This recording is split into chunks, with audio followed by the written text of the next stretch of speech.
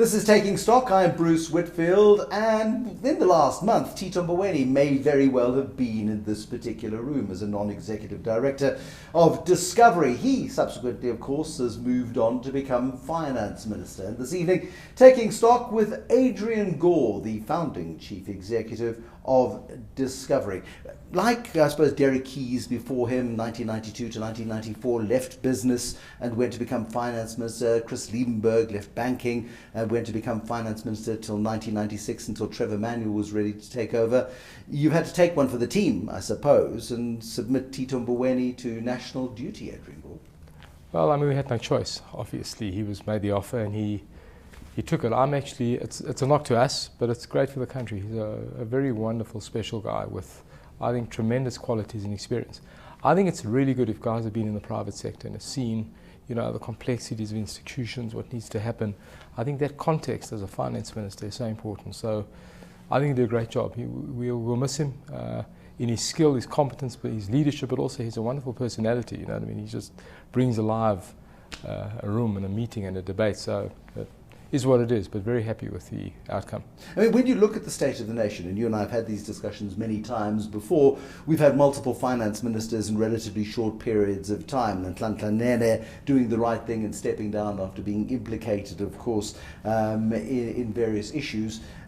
Tito Mboweni stepping up to the plate, is he a good guy for this particular job at this particular moment in time? I think he is. I think he's a remarkable guy. I think he's got deep insights. I think he's got great wisdom. He's got a wonderfully powerful personality. I think he can carry the position well. I think he'll be an incredible ambassador, and I think he's hugely experienced. I think, you know, running the Reserve Bank, having that context as well, his resume is remarkable. He's pretty special, I think. What's your sense of the state of the nation? I mean, this time last year, you and I were having a conversation as we were running up to the Nasrec conference of the ANC, and you were doing your best to remain upbeat. We've come a long way. We're in a recessionary environment. The economy is in a tougher place than it was 12 months ago.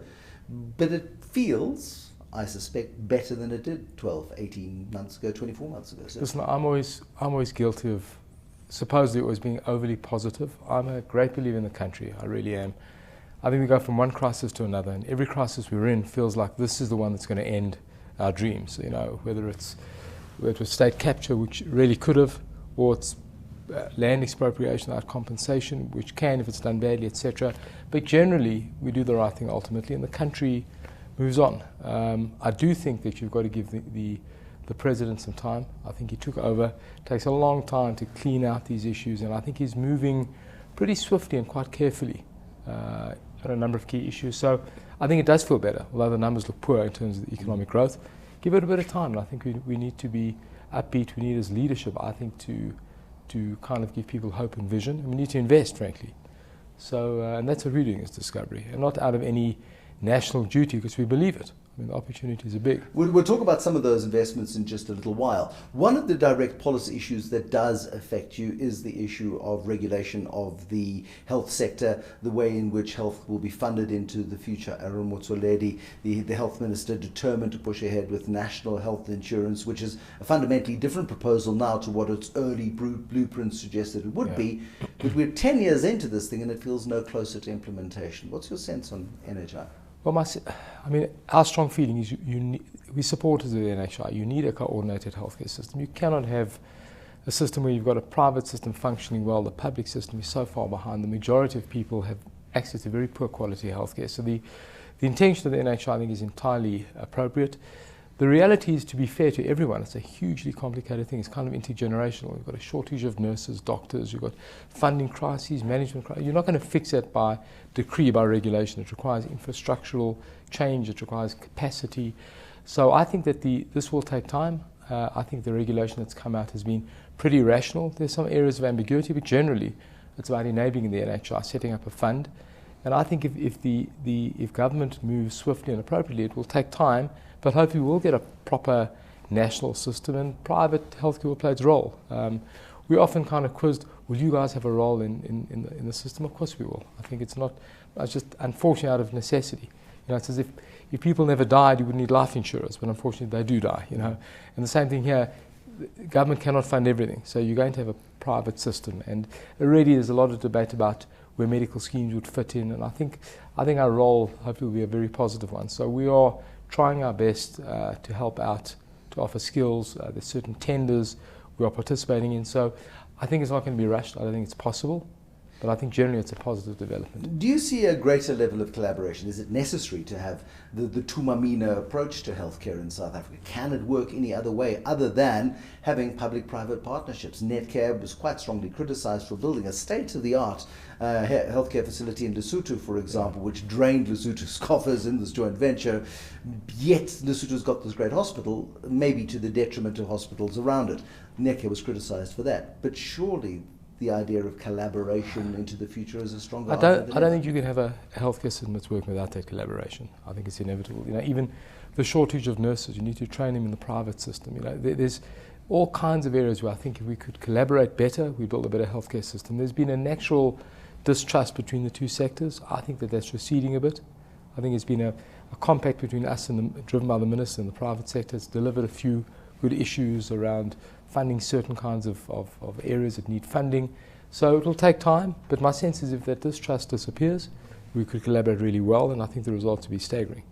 So I don't think it's possible without that. The amount of skills in the private sector, both in funding and in hospitals and doctors and whatever, there's a big opportunity I think we're leaving on the table. Do you see any sort of risk to Discovery's healthcare insurance business, the old-fashioned medical aid business? Not that it's old-fashioned, forgive me, but the core Discovery business, which was predicated on providing a facility for people to fund their healthcare. Do you see a risk to that should NHI ever work one day? The only risk I see, and in fact it's a risk that I hope comes to the fore, if the country is hugely prosperous, gets rid of a lot of inequality, has enough healthcare resources, possibly you could fund everything through a government system. If that were the case, you would need us. You don't even see it today in countries like Germany, where you've got considerable kind of economic strength and growth and resources. It's not really possible. So the only scenario I see that being a risk is if the country does so remarkably well that we're the most prosperous globally. I just don't see it happening. So, and if it did, I'd be happy with that. Frankly. Your other businesses. That's right. I think we'd be so. It doesn't. So I don't think. And I think a terribly implemented NHI would be bigger than damage to us. I think it'd be a sovereign risk, frankly. And I don't think that's really. Does the state have the capacity to pull it off? At the moment, I'm not sure they do. I do think, frankly, your earlier point. I think with the right intent, with the right collaboration with the private sector, I think we could create an NHI that is actually workable and is adding considerable value. I think it needs considerable collaboration, good faith, a dropping of ideological biases from all over, and simply problem solving. And I think it's doable. But if you look at the money and the resources, we don't have it at the moment. You can't manufacture that overnight. I mean, that's at the core of the problem. So, not easy, not a simple problem.